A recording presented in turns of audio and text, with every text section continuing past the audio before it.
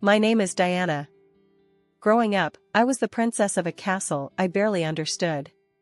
My parents, bless their souls, had more money than some countries, but they made sure I knew the worth of every penny. Money talks, but wisdom listens, Dad would say, and Mom insisted on me knowing how to budget before I even knew how to properly spell luxury. Life was a fairy tale until it wasn't. At 12, their private jet crashed, and my fairy tale turned into a stark reality overnight. Grandma took me in. We lived in a modest house far removed from the opulence I was used to. It was a different kind of life, one where luxury was in the love and care, not the material. My inheritance was a distant promise, locked away until I turned 25. So, I adapted, learned, and thrived under Grandma's guidance. College was my escape and my grounding. That's where Alex came into the picture. He was as far from my world as one could get, a scholarship kid with a heart of gold and a wit that could cut through any pretense. We clicked, in a way I never expected. Bringing him home to meet Grandma was a nerve-wracking experience. I hadn't told him about the money. Better he doesn't know, not yet, Grandma had advised, and I saw the wisdom in her words. I wanted Alex to love me for me, not my bank account. Grandma, this is Alex. I introduced them, my stomach in knots. Nice to meet you, ma'am, Alex said, extending a hand that Grandma shook warmly. Sit, Grandma gestured, her eyes twinkling as she took in Alex's nervous posture. You're the young man who's stolen my granddaughter's heart. Alex blushed, a sheepish grin spreading across his face.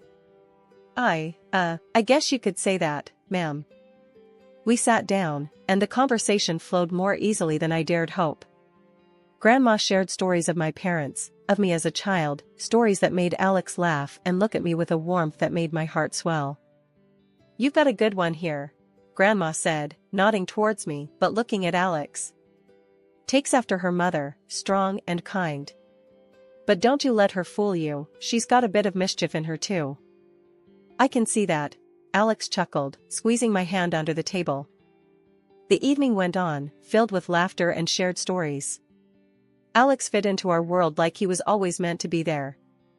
As he helped Grandma with the dishes afterward, I knew I had made the right choice in bringing him into this part of my life. Walking him out later, Alex turned to me, a serious look on his face. Your grandma's amazing, you know? And hearing about your parents, your life. I feel like I understand you more. I nodded, feeling a lump form in my throat. I'm glad, Alex. There's a lot to me, more than meets the eye, I guess. He smiled, pulling me into a hug.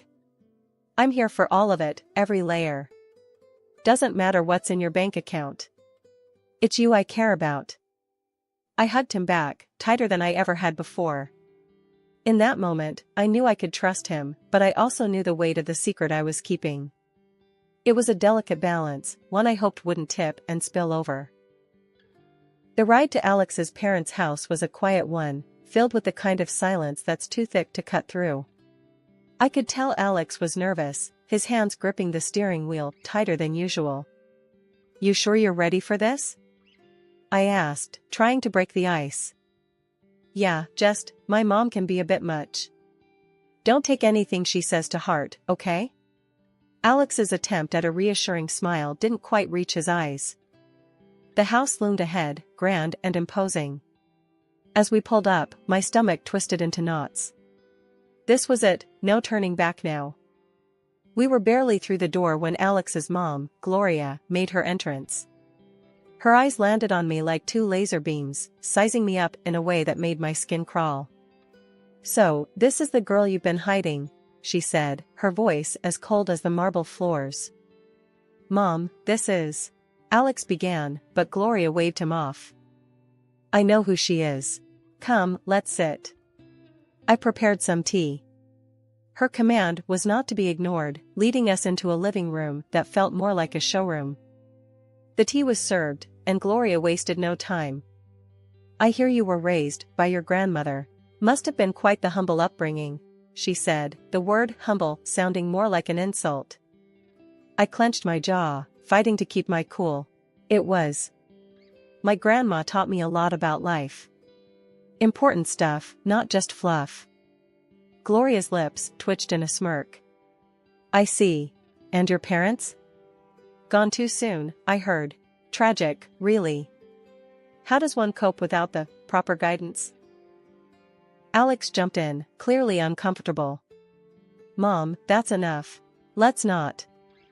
No, it's okay, Alex. I interrupted, feeling a surge of defiance. Yeah, my folks are gone, and yeah, it was tough. But I got through it. Made me who I am. Gloria sipped her tea, her gaze never wavering. Interesting. And what about your future, dear? Any plans, or are you just riding along on my son's coattails? That stung. I took a deep breath, reminding myself why I was here. I've got plans. Big ones. And I don't need to ride on anyone's coattails to make them happen. The air was thick with tension. Alex, bless him, tried to change the subject. Mom, let's not do this, okay? We're here to enjoy each other's company. Gloria set down her teacup, a calculated move. I'm merely trying to understand the woman my son has chosen. You can't fault a mother for caring about her child's future. The back and forth felt endless, a verbal tug-of-war where no one was winning. Just when I thought I couldn't take any more, Alex's sister, Lily, made her entrance. Her eyes were curious, but held an edge of judgment that matched her mother's. So, you're the famous girlfriend. Heard a lot about you. Not all good, I might add, Lily said, her voice dripping with disdain. I was about to snap back when Alex stood up. That's enough, both of you. We came here in good faith, to share a part of our lives with you. If that's not something you can respect, then maybe we should leave. The rest of the visit was awkward, to say the least. Conversations felt forced, every laugh a little too loud. But Alex held my hand under the table, a silent promise that we were in this together. As we left, I couldn't help but feel a mix of relief and frustration. I'm sorry about that, Alex said once we were in the car. They can be a bit intense. I sighed, watching the lights of the house fade in the rearview mirror. It's not your fault. But man, your mom and sister, they're something else. Alex chuckled, a sad sort of sound. Yeah, they are. But hey, we survived, right? Survived and stronger. I agreed, leaning my head against the window. The night sky was clear, the stars shining bright. Maybe it was a sign. No matter how tough things got, there'd always be a way through. The warning came swift and sharp, like a slap to the face, at our next awkward family meetup. Gloria, my future mother-in-law, didn't waste any time laying down the law.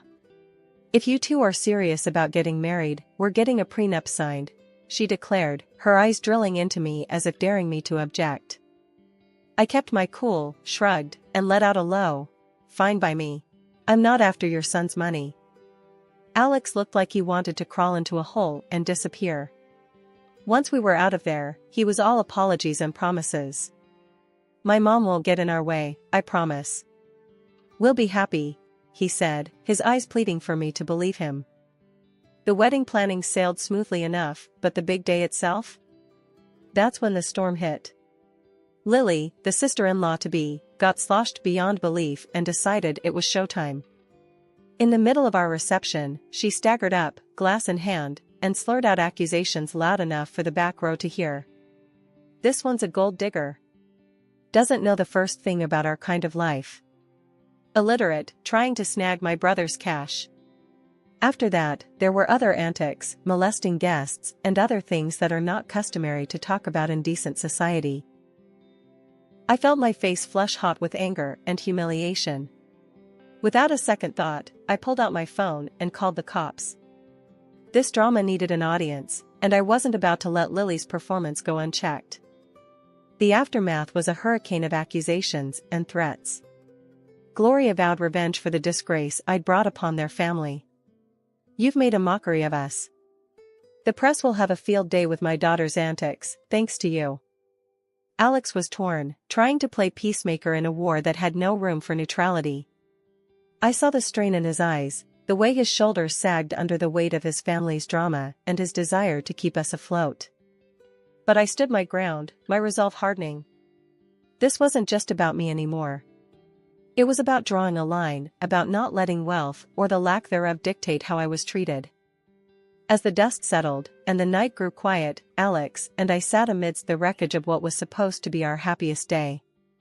"I'm sorry," he whispered, his voice heavy with unshed tears. "I never wanted any of this." I took his hand, feeling the rough edges of our new reality. "We'll get through this. But things need to change. Starting with setting boundaries with your family." The vow we made that night wasn't just about staying together. It was about fighting for the respect we deserved, about not letting old money or old grudges define our future. 2 years slipped by since we said "I do," and those vows felt heavier every day. Gloria practically vanished from our lives, and honestly, I didn't miss her one bit. But it wasn't just her absence that marked those years, it was Alex's changing attitude that really drove the wedge between us. He'd come home late, if at all, muttering excuses about work that didn't quite add up. The warmth we once shared cooled into courtesy, and then, even that faded. The tipping point came one night when he threw his jacket on the chair like it had personally offended him and said something I never thought I'd hear. "You know, I could have done better. Married someone with a bit more class, more in line with my circle." His words stung like a slap. I stood there, gobsmacked, wanting to scream, to tell him about the fortune that was mine. But Grandma's voice echoed in my head, advising patience, to see Alex for who he truly was. So, I swallowed the truth and the hurt, biting back tears. I thought maybe, just maybe, if we had a child, it might bridge the gap between us, remind him of the love that brought us together. "Alex, don't you think it's time we thought about having a baby? It could bring us closer," I ventured one evening, hoping to spark something of the man I fell in love with. His reaction was like a cold shower. "A baby? Now? Don't be ridiculous. We're not ready for that. Not by a long shot." That conversation shut me down. It wasn't just the refusal, it was the disdain, the way he made it clear that what I wanted, what I thought could save us, was nothing but a foolish fantasy. Days turned into weeks, and those weeks into months of silence, of living side by side but not together. Each rude remark, every late night, added another brick to the wall between us. I confided in Grandma, poured my heart out over cups of tea that had gone cold before I could finish them. "He's not the man I married, Grandma. I don't know if he ever was." She listened, her eyes sad but understanding. "You can't make someone be who you want them to be, darling. Sometimes, we see what we want to see, until we can't ignore the truth any longer." Her words, though heavy, carried a sliver of relief. I wasn't crazy, I wasn't asking for too much. I just wanted a partner, someone who saw me as an equal, who respected me. But as the days passed, it became clearer that wasn't who Alex was. Not anymore, if he ever had been. The idea of leaving crossed my mind more times than I cared to admit. But every time it did, I pushed it away, hoping against hope that something would change, that the man I loved would find his way back to me. The vibe was set for a killer party. I'd gone all out for Alex's birthday bash, hoping to bring back a spark into what had turned into a pretty mundane marriage. No expense was spared, and the guest list was a who's who of our closest pals. Notably missing from the invite list were Gloria and Lily, my mother-in-law and sister-in-law. Their drama was the last thing I needed ruining the night. Alex was in high spirits, soaking in the adoration and well wishes from everyone. For a moment, it felt like we were back in the honeymoon phase, all laughter and inside jokes. But that bubble burst the second Gloria and Lily crashed the party, uninvited but clearly expecting to be welcomed. Turns out, Alex had gone behind my back and invited them, hoping to avoid any family fallout. Their presence turned the atmosphere tense. Lily, in true form, made a beeline for the booze, dressed in an outfit that screamed "look at me," and not in a good way. Gloria's snide remarks flew under the radar, each one a veiled jab at me or our marriage. As the night wore on, Lily's antics escalated. Fueled by champagne and a need to be the center of attention, she started a rant about me not fitting into their family, how I was unworthy of their name. It was a mess, and Alex was nowhere to be found, too busy playing the good son to notice the circus unfolding. The climax of the evening was when Lily, a few sheets to the wind, decided to air out some dirty laundry. Waving around some documents, she slurred out insults, each word a knife. The spectacle ended with her stumbling into the pool, documents flying everywhere. I rushed over, more out of curiosity than concern, and gathered the scattered papers. My heart sank as I pieced together what they were. Divorce papers. Signed. By Alex. It was like a punch to the gut, each signature a betrayal. I stood there, numb, as the reality of the situation washed over me. My husband, the man I had vowed to spend my life with, had decided our journey was over without so much as a word to me.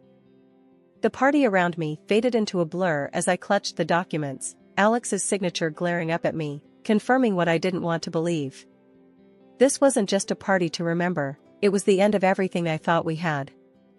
In the aftermath of the pool incident, I sought clarity amidst the chaos. My heart pounded as I approached Alex, holding the soaked documents that had unwittingly unveiled a truth I was unprepared for. "Alex, what's this about?" I demanded, my voice stronger than I felt, thrusting the divorce papers toward him. Before he could respond, his mother interjected with a smugness that made my skin crawl.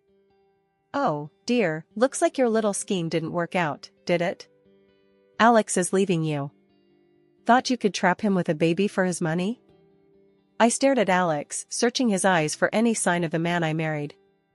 But he couldn't meet my gaze, his silence more telling than any words. With resignation, I signed the divorce papers. They were just a formality now, a closing chapter of a book I no longer wished to be part of. As the dust settled, Grandma approached, her presence a calming force. She didn't need to say anything, her eyes conveyed volumes of empathy, understanding, and an unspoken support that bolstered my resolve. It was then she decided to reveal the truth, not just to me, but to everyone present.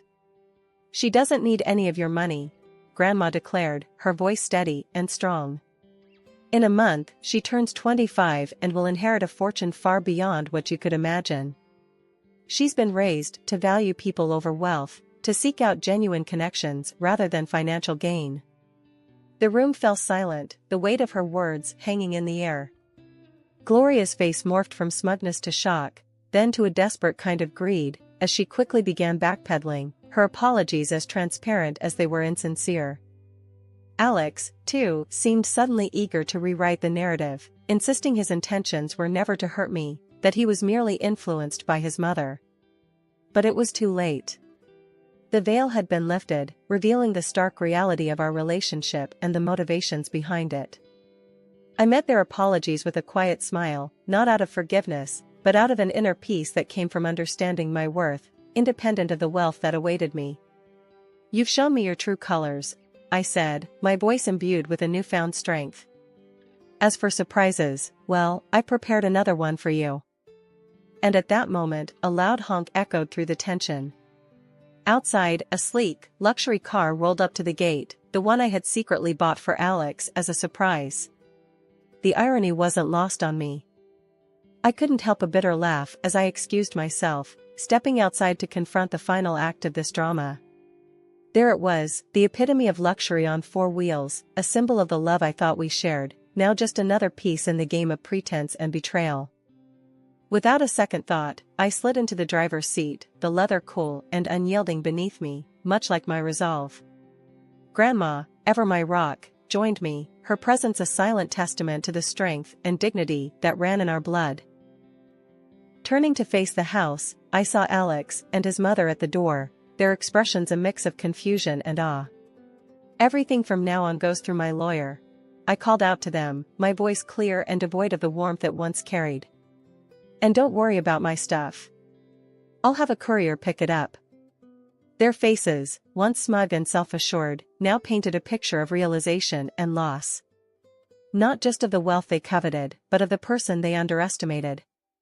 With that, I turned the key, the car's engine purring to life, a sweet sound that promised freedom and new beginnings. Grandma and I shared a look, a silent agreement that this was the first step toward a future unburdened by deceit and manipulation. After the revelations and dramatic exits, the air seemed clearer, as if the truth had not only unveiled the greed and deceit but also cleansed the path ahead. It wasn't long before the first test of my newfound resolve came knocking, or rather, calling. The phone rang, its shrill tone slicing through the calm like a knife. On the other end was none other than Lily, her voice dripping with an unfamiliar sweetness. "Hey, I just wanted to, clear the air between us. We're practically the same age, right?